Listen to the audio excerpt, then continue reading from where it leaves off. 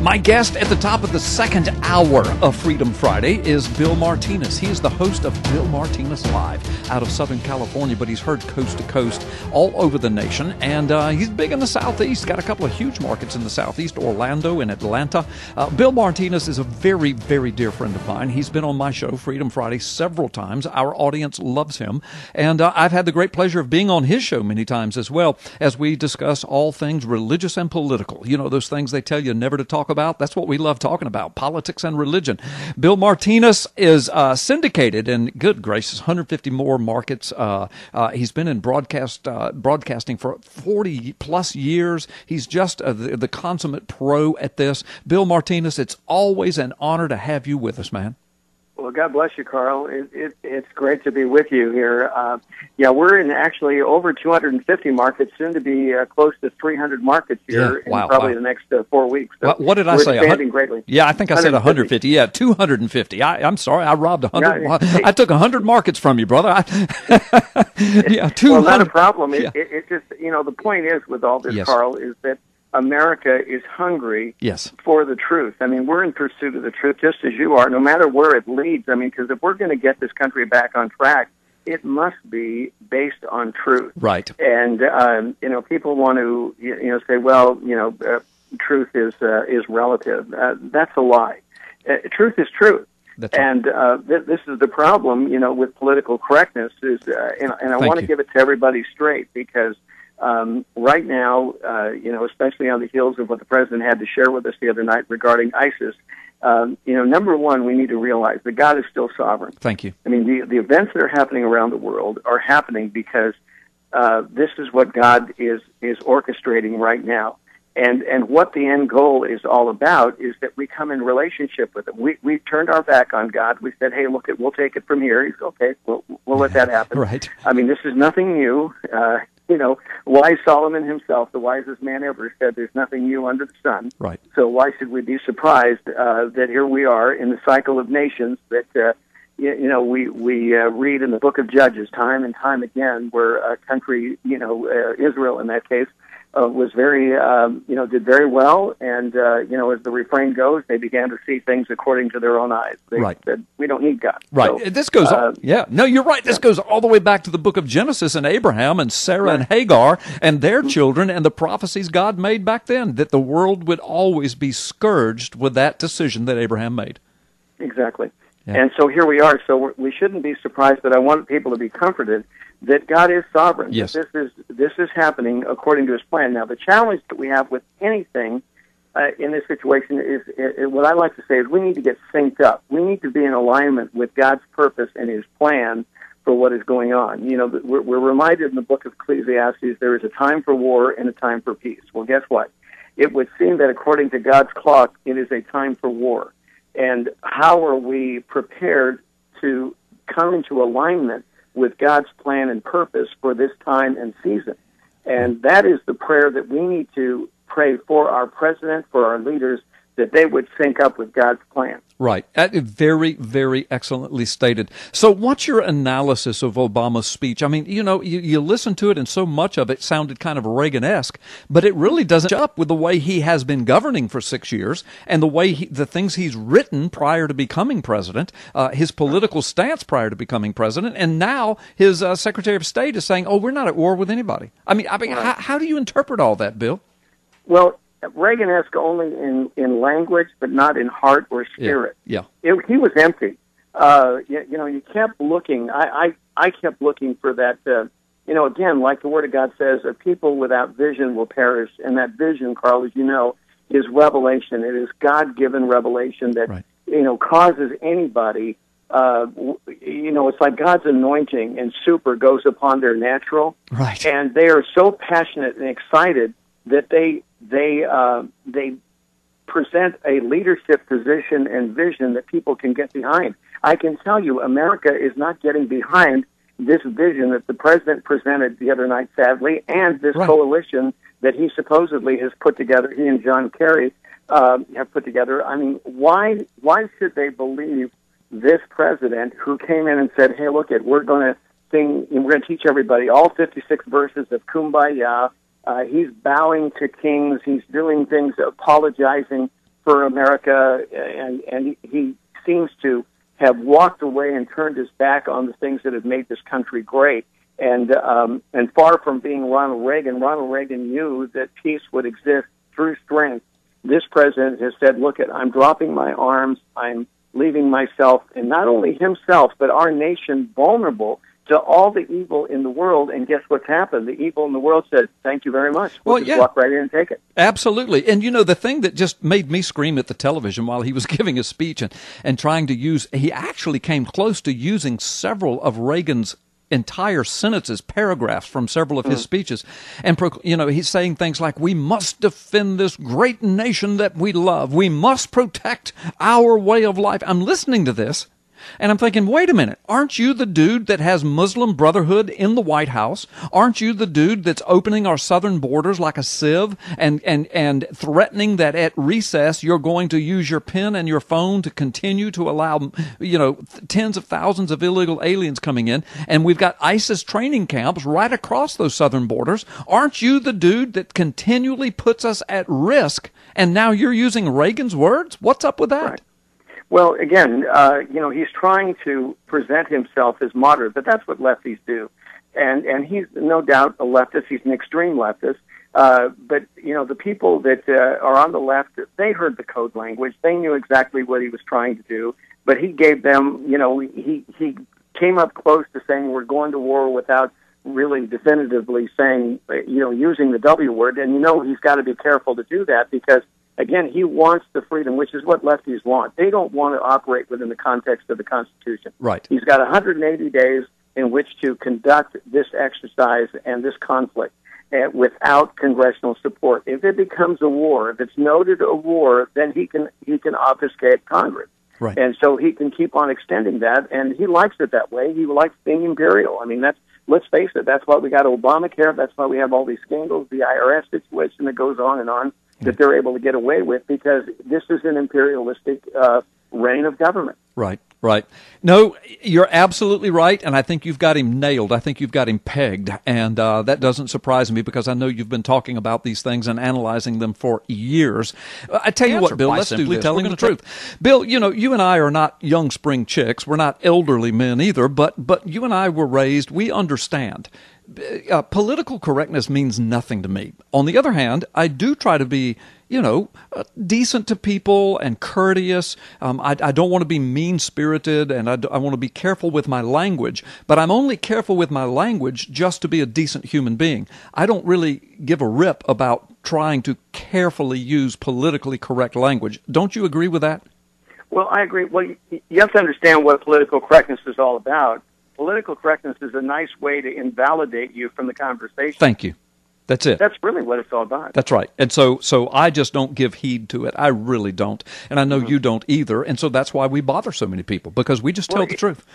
It's not in the best interest, really. No. I mean, because the thing is, Carl, if we're going to come to a decision that is right, we need everybody involved. I don't want to invalidate people on the left. Thank you. We need to blend this together. This is the United States of America. The problem that you've got, case in point, perfectly what you have in the Middle East right now, and let's look at Iraq. The reason you've got that problem is because it became a one political force government. Right. Maliki and his group and his ilk took over in conjunction with Iran, because the United States left. Iran saw an opportunity. They buddied up with Maliki, and they took over and invalidated whether it was the Baathists, the Sunnis, and they got ticked off. Right. And so it opened up the opportunity for them to come up, and for at the time it was AQI, Al Qaeda in Iraq, to join forces and to keep metastasizing, because they were irritated because they were 86th out of the political process. Exactly. And now what do you have? The government, our government, goes in, puts pressure on Maliki, says, "Hey, you got to get out of there, Joe." So he goes out one door, comes back next as the vice president. Right. Right. So, and somehow things have been fixed here. Right. Come on. Yeah. So people need to understand the Sunni Shia conflict, which has been going on for ages, and you mentioned the reference back to Genesis of what happened between, the two tribes. Abraham says, hey, what about Ishmael? And God says, hey, look, I'm going to bless him. He's going to be a great nation. But that he's not my seed, and there's going to be conflict as a result of you and Sarah, preempting my eternal decision and my sovereign choice. Very well said. Yeah, Ishmael is going to be snapping at the heels of Isaac forever until the Lord returns. And that's exactly what we're watching unfold in the Middle East, those words written in prophecy over 3,000 years ago. Well, speaking of political correctness, you and I were talking about this off air just a moment ago, but I got to bring this on air because you've got some amazing insight. Folks, Bill and I were talking about this. Now hear me. A lot of you understand and know this, and you've been hearing this, but some of you won't. So you want to listen. This is fascinating, and it's very important to understand. If you listen to the mainstream media, you will hear them refer to this terrorist organization that's sweeping the Middle East and beheading Christians and Jews and killing everybody and sweeping the Middle East and trying to make this Islamic nation. You will hear the media refer to them as ISIS. And ISIS is an acronym. It stands for the Islamic State of Islam in Syria. The Islamic State of Islam and Syria. The Islamic State of Islam and Syria. That's ISIS. However, our dear leader continually kind of corrects and chastises the media and overspeaks the media, and he uses the acronym ISIL, Islamic State of Islam and the Levant. Now, the Levant is it's an old French word that means the entirety there, basically, of the Middle East. It's a certain segment of the Middle East, which includes Israel as a part. You're talking Egypt, Turkey and Syria, all the way up to the border of Iran. That's right. Jordan, Lebanon. That's right. That's the Levant, the French word for that area. And so Obama insists on using the word ISIL, the Levant, whereas the terrorists are saying, no, just Syria. Obama saying everything. Now, we got to ask, and I'm going to let you talk about it because you're the guest, but what do you think? You think he's messaging? You think he's telegraphing? Why is Obama insisting on including this language that includes the Islamic domination of Israel as well? Well, the leadership of ISIL, that is their vision. Yes. To take over this entire area. Again, what is energized their troop strength, I think now is being estimated at over 32,000 members, 2,000 of which come from America, by the way. And so over 32,000, what is getting them excited is the vision that the leadership has given them. They're saying, hey, we're beyond Syria. And then what happens is they get validated by the President of the United States, who calls them ISIL. Right. You got to be kidding me. I mean, that just add fire to the vision, and they're going to see, even the President of the United States gets it. He sees that we're going to take over the Levant. Right. Well, I'm honored. This is why I wanted you to say this, because we were talking about it off the air. I was wondering if you saw what I've been seeing, or if I was just going crazy. Now, it could be that both of us are crazy. That could be. But you seem to be seeing and analyzing it the very same way that I have seen it and analyzed it. It's as though he's telegraphing. It's as though he's messaging. But see, you and I are not surprised by that possibility because we've been analyzing this man for 7 or 8 years, long before he was president. We looked into his voting record. We looked at the book he wrote. We looked at the papers he wrote. This man is pro-Islam, anti-America. Why wouldn't he telegraph that? Exactly. And also, we know what the Word of God says. So are we looking... I mean, there's no surprises. Again, look to the Bible. What does the Bible tell us is going to happen? We know that this has to take place. Russia has to continue to think that they're large and in charge to such a degree that God's going to yank them by the nose and pull them down into conflict with Israel. Right. This is all part of Bible prophecy. Yep. We got about a third of Bible prophecy yet to be realized. And guess what? I mean, to the point that even Billy Graham is saying, I think we're in the final hours. Yes. In fact, his son, Franklin Graham, came out just the other day and basically parroted what his father's been saying for the last couple of months, except he took it a step further. He said, I think we're in the very last days. So, you know, the Grahams are beginning to come forth boldly declaring, my gosh, prophecy is unfolding before our eyes. You and I have been screaming that for years. The Grahams are just behind us. But anyway, hey, listen, because you are such a broadcast expert and you've got this huge market and you talk to so many dignitaries and VIPs, what are some of your contacts coming out of Israel and around the United States and out of Washington, D.C. and out of the mainstream media? How are they analyzing all of this? And drop some names on us, brother. We like well, I'll tell you, Mark Thiessen, who is a former George W. Bush speechwriter, and you know, we had a conversation this week about what former President Bush said back in 2007. Exactly what is happening right now is exactly what he predicted. And by comparison, when you look at the leadership styles of one President George W. Bush and Barack Obama, let's just compare them. Bush knew that there was a difference, that there had, you know, and this is where leadership comes in. The leadership comes in from the difference from where, or the point of where you are versus the point of where you need to be. That's good. And this is also why Ronald Reagan did not buy into the polling so much. In fact, Gary Bauer one time went in with a bunch of polling sheets, and he said, Gary, you know, I don't need that stuff. Get that stuff out of here.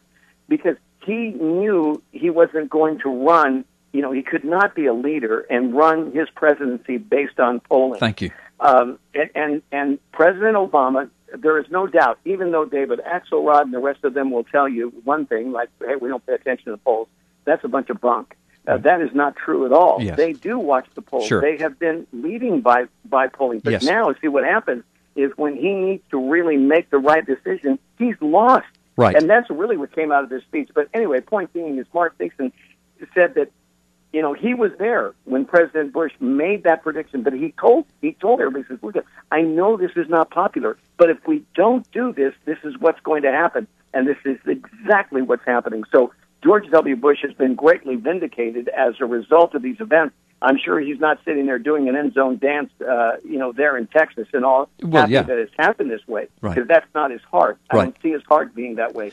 But, you know, like anything, sometimes, as my old mentor used to say, Carl, sometimes we have to fall off the roof and find out when we hit the ground it hurts, and there is the law of gravity. Exactly, and you can't get around that law. And, you know, of course, none of us, yourself included, myself included, George Bush, and not putting you and me in the same category as George Bush, but none of us who make these predictions, and I made them before this man went in office. If you put this guy in office, here's the kind of America you can expect. Now, I didn't call it, and in fact, when Arab Spring broke out, I mean, I was on air on a Friday, the day it happened, and I can remember saying then, folks, America's involved in this, we're propping it up, we're bragging about being involved, and this is going to do nothing but spread terrorism across the Middle East. It's going to erupt in terrorism. I said that. And I was called all kinds of names. I wasn't progressive. I was, you know, this right-wing idiot. Well, as it's proven, I didn't know to call it ISIS. I didn't know that, but I was right, you know, and you were right, and George Bush was right, and here we are. We don't like to be right about these things, but sometimes the truth is right before our eyes. Well, exactly, and we knew going in that we didn't have a wartime president. We knew that he was weak on foreign policy. He came out with these ideas, let's do a reset button with Hillary Clinton, the apology tour and all this, and hey, we see the fruit of it. You know, and this is what it is. Bill Martinez, we're out of time. Every time you're on, time flies by. I've got to have you again soon. You are a wealth of inspiration, information.